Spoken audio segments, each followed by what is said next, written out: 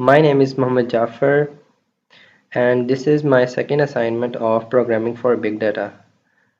The assignment is on topic of clustering. So code की तरफ चलते हैं। मैंने इसका कोड कर रखा है और मैं आपको कोड से समझा दूंगी किस तरह जो सा है हम वो क्लस्टरिंग कर सकते हैं। बेसिकली एक हमारे पास डाटा होता है, उस डाटे को हमने टू ग्रुप्स में डिवाइड कर देना होता है। मीन्स के कोई एक डाटा हम ले लेंगे और उसके अंदर से टू रैंडम वैल्यूज़ जो सी हैं वो पिक कर लेंगे और उनकी बेसिस पे फिर एब्सोल्यूट वैल्यूज़ निकालेंगे। फिर एब्सोल्यूट वैल्यूज़ निकाल के उसके बाद फिर हम उनकी ग्रुपिंग करेंगे, उसमें से ग्रुपिंग करके फिर हम उससे एवरेज निकालेंगे और फिर जो एवरेज निकलेगी वो नेक्स्ट टू ग्रुप्स होंगे हमारे, और उन टू नेक्स्ट ग्रुप्स जो हमारे आएंगे उनकी फिर हम एब्सोल्यूट वैल्यूज़ निकालेंगे। और ये प्रोसेस उस वक्त तक होता रहेगा जब तक आपके टू ग्रुप्स की एवरेज सेम नहीं हो जाती। तो सबसे पहले मैंने ये एक फ़ाइल 1.csv बना ली है और इसके अंदर मैंने ये डाटा जो सा है वो एंटर कर दिया है और ये मैंने इसको सेव कर दिया है। बेसिकली ये मेरा डाटा है, मैं इसको टू ग्रुप्स में डिवाइड करूँगा और फिर आगे इस तरह ये चलता जाएगा। ये सबसे पहले मैंने इंपोर्ट पांडास एसपीडी लाइब्रेरी जो सा पाइथन का मॉड्यूल है इसको मैंने इंपोर्ट कर लिया और एक रैंडम कर लिया। उसके बाद मैंने क्या किया कि df के वेरिएबल में मैंने ये csv फाइल को रीड कर लिया और स्टोर करवा दिया। df के अंदर मेरा भी आप देख सकते हैं कि ये मेरा जो डाटा मैंने एंटर किया हुआ था, सेव किया हुआ था, वो यहाँ पे आ गया। उसके बाद मैंने क्या किया कि ये वाला जो डाटा मेरा था ये मैंने डाटा के एक वेरिएबल बनाया, उसके अंदर स्टोर करवा दिया। और उसके बाद ये r1 is equal to random dot choice data. इससे क्या होगा कि r1 के अंदर कोई भी जो डाटा मेरे अंदर, ये जो सारा डाटा मेरे पास पड़ा हुआ है ये वाला, ये 15 से लेके 65, ये सारे जो इंटीजर्स मेरे पास पड़े हुए हैं इसमें से कोई भी वो रैंडम पिक करेगा और r1 को दे देगा। इसी तरह सेकंड वाला भी। ये बेसिकली मैंने भी कमेंट किया हुआ है और मैंने इसको खुद जो सा है ना 16 और 22 वैल्यू दे दी है ताकि वो आउटपुट की सही तरह समझ आ सके, क्योंकि सर ने हमें क्लास में 16 और 22 के साथ करवाया था और फाइल भी हमें उन्होंने भेजी हुई थी, तो वो ज़रा आउटपुट जब आएगा तो पता चल जाएगा कि क्वेश्चन जो सा है वो सही हुआ कि नहीं हुआ। तो ये इसलिए मैंने इसको डिफ़ॉल्ट वैल्यूज़ खुद से दे दी हैं। r1 को रैंडम 1 को 16 दे दिया और r2 के 22 दे दिया।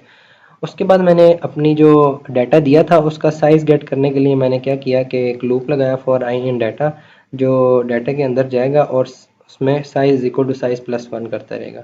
तो उस तरह मैंने इसको साइज़ लिया और साइज़ जब मैंने आउटपुट किया तो वो 19 था।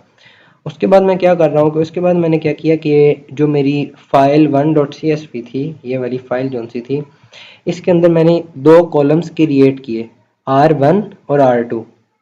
ये दो कॉलम्स मेरे csv फाइल में क्रिएट हो गए ये इस तरह करने से।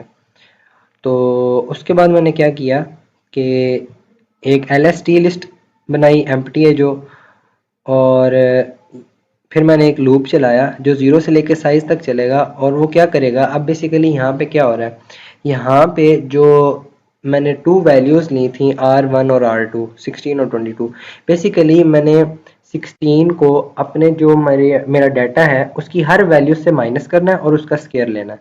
ये फार्मूला है एब्सोल्यूट वैल्यूज़ निकालने का। तो मैंने इस तरह किया कि एल एक मैंने वेरिएबल ले लिया और उसके अंदर मैंने r1 माइनस डेट ऑफ आई कर दिया। ये एक एक वैल्यू करके माइनस करेगा और उसके बाद मैंने इफ़ का चेक लगाया कि अगर एल लेस दैन ज़ीरो है, मीन्स कि अगर आपकी वैल्यू माइनस में चली जाती है तो वो क्या करे कि उसको -1 से मल्टीप्लाई करके पॉजिटिव कर दे, और उसके बाद क्या करे कि ये जो मैंने लिस्ट बनाई है ये भी एम्प्टी है, इसमें अपेंड करता जाए। तो at the end of the loop ये जो r1 मैं लिस्ट जो है उसके अंदर मेरा सारा डाटा आ जाएगा माइनस होके, और वो मैंने जो कॉलम बनाया था r1 उसके अंदर इस तरह से वैल्यूज़ को स्टोर करवा दूंगा। यही काम मैं सेकंड कॉलम के लिए कर रहा हूँ, जो r2 मैंने 22 उसको वैल्यू दी थी, उसके लिए भी मैं सेम टू सेम यही काम कर रहा हूँ। और ये अपेंड यहाँ पे लिस्ट 4 के अंदर कर देगा और जो सेकंड कॉलम है इस तरह उसके अंदर यहाँ पे स्टोर करवा देगा। अब बेसिकली ये वाला जो काम हो रहा है, ये वाला काम, ये मैं यहाँ पे नेक्स्ट टू कॉलम्स जो उनसे हैं उनकी एवरेज निकालूंगा। बेसिकली ये इस तरह होगा कि जो मैंने एब्सोल्यूट वैल्यूज़ निकाली हैं पहले कॉलम की, इस तरह करके ये जो मेरे पास ये df का r2 ये कॉलम बना और इसके अंदर वैल्यूज़ पड़ी हुई हैं सारी माइनस होके, और एक इसके अंदर सारी वैल्यूज़ माइनस होके पड़ी हुई हैं। तो बेसिकली अब यहाँ पे जो मैंने ये काम किया हुआ है, यहाँ पे बेसिकली ग्रुपिंग होगी। जो के लूप है ये 19 साइज तक चलेगा और मेरी लिस्ट ऑफ के और लिस्ट 4 ऑफ के, इसमें 2 कॉलम्स का डाटा पड़ा हुआ था। तो यहाँ पे बेसिकली ग्रुपिंग इस तरह होगी कि हमने जो सा ना उन 2 जो हमारे कॉलम्स होंगे उनके अंदर जो सबसे लीस्ट वैल्यू होगी ना, जिस कॉलम के अंदर लीस्ट वैल्यू होगी वो कंपेयर करेगा दोनों वैल्यूज को। जो वैल्यू लीस्ट होगी वो उस वाले उसको ऐड करेगा। एक मैंने ये जो एवीजी एलएसटी वेरिएबल बनाया है, इसके अंदर वो ऐड करता जाएगा और मैंने एक काउंटर बना दिया जो क्या करेगा कि वैल्यूज को काउंट करेगा कि इस वाली लिस्ट से कितनी वैल्यूज उसने ऐड की हैं एवीजी लिस्ट के अंदर। तो वो जितनी वैल्यूज होंगी वो काउंटर बता देगा और जो वैल्यूज होंगी जिस जिस इंडेक्स पे वो एवीजी लिस्ट के अंदर प्लस होती जाएंगी। तो ये पहली LST की जो लिस्ट थी उसकी एवरेज निकल आएगी यहाँ से, और जो एल्स होगी एल्स के अंदर LST4 की एवरेज निकल आएगी। वो वाली एवरेज मैंने ये C3 एक वेरिएबल बनाया उसके अंदर स्टोर करवा दी और C4 के अंदर नेक्स्ट वाली की एवरेज स्टोर करवा दी। बेसिकली ये मेरी जो एवरेजेस आई हैं ये मेरे नेक्स्ट 2 ग्रुप्स हैं। तो ये मेरे निकल आए। अब मैंने यहाँ पे जो मैंने पहले R1 के अंदर 16 और R2 के अंदर 22 जो फर्स्ट 2 कॉलम्स दिए हुए थे वो मैंने C1 और C2 के अंदर स्टोर करवा दिए।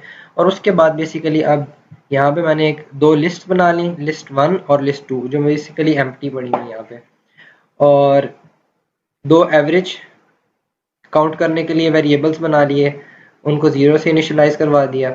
और यहाँ पे अब मैंने while not C1 equal to C3 and C2 equal to C4। इसका ये मतलब हुआ कि C1 जब तक C2 के इक्वल नहीं होगा, C3 के इक्वल नहीं होगा और C2 जब तक C4 के इक्वल नहीं होगा उस टाइम तक ये मेरा वाइल लूप रन करता रहेगा।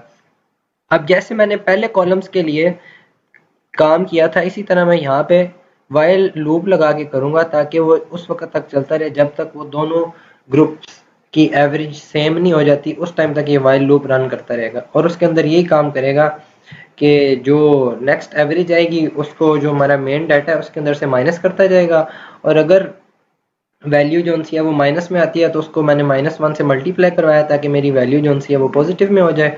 और उसके बाद मैंने लिस्ट के अंदर अपेंड करा दिया, वो हर दफ़ा जो सा है वो लिस्ट से आगे स्टोर करवाता जाएगा वैल्यूज़। और इसी तरह ये मैं सेकंड लूप लगा के भी इसी तरह कर रहा हूँ नेक्स्ट ग्रुप के लिए।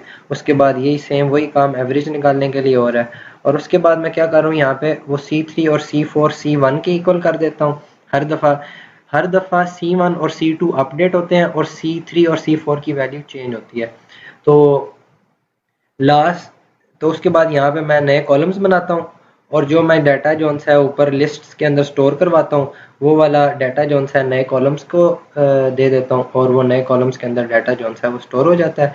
फिर मैं C3 और C4 की एवरेज निकालता हूँ और फिर नेक्स्ट टाइम फिर दोबारा से वो वाइल लूप के ऊपर जाता है। यहाँ पे मैं सारी चीज़ें दोबारा से इनको 0 कर देता हूँ और लिस्ट को क्लियर कर देता हूँ और दोबारा से फिर वो वाइल लूप के अंदर जाता है और दोबारा से चेक करता है कि क्या C1 equal to C3 and C2 equal to C4 है। अगर नहीं है तो दोबारा से ये रिपीट करते हैं। ये प्रोसेस उस टाइम तक रिपीट होता रहेगा जब तक कि ये इक्वल नहीं होते, और जब ये इक्वल हो जाएंगे तो इट मीन्स के अब हमें नेक्स्ट काम करने की ज़रूरत नहीं है क्योंकि अब नेक्स्ट सेम डाटा वही वाला आएगा जो प्रीवियस आया है।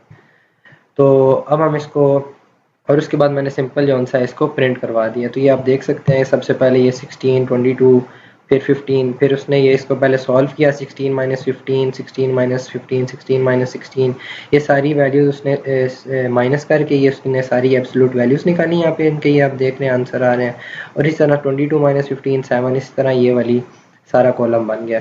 उसके बाद फिर उसने इसकी ग्रुपिंग की। अब इसकी ग्रुपिंग 1 1 3 0 है और उसके बाद 3 3 2, ये सारी 22 के ग्रुप्स बनेंगे। तो उसके बाद ये इसने 15 15 और 16 को ऐड किया और क्योंकि इसके ग्रुप जो से थे वो 3 वैल्यूज पे बेस कर रहे थे तो वो 3 से उसने डिवाइड किया और इसकी नेक्स्ट एवरेज जो सा नेक्स्ट कॉलम है वो बन गया। इसी तरह ये काम होता रहेगा। अब यहाँ पे 19.5 और 47.88 ये मेरा लास्ट जो सा ग्रुप बना है। अब इससे आगे उसने ग्रुप्स नहीं बनाए क्योंकि नेक्स्ट जो ग्रुप बनेगा वो भी 19, उसकी एवरेज भी 19.5 ही होगी और 47.88 ही होगी। तो ये छोटा सा सिंपल सा टास्क था। आई होप कि आप सबको समझ आएगी होगी। Thank you so much.